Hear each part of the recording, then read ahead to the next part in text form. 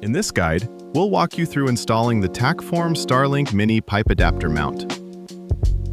Begin by removing all components from the box. You should have 2 long screws with washers, 1 Allen wrench, 1 small screw and spacer, and finally the unit itself.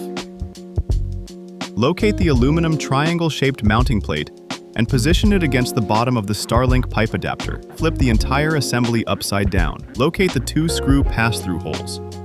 Take the 2 longer screws and insert them through these holes.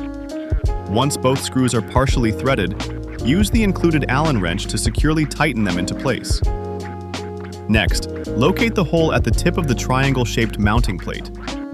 Insert the smaller screw along with the spacer and thread it into position. With the mounting plate fully installed, your Starlink pipe adapter mount is ready for your preferred attachment system.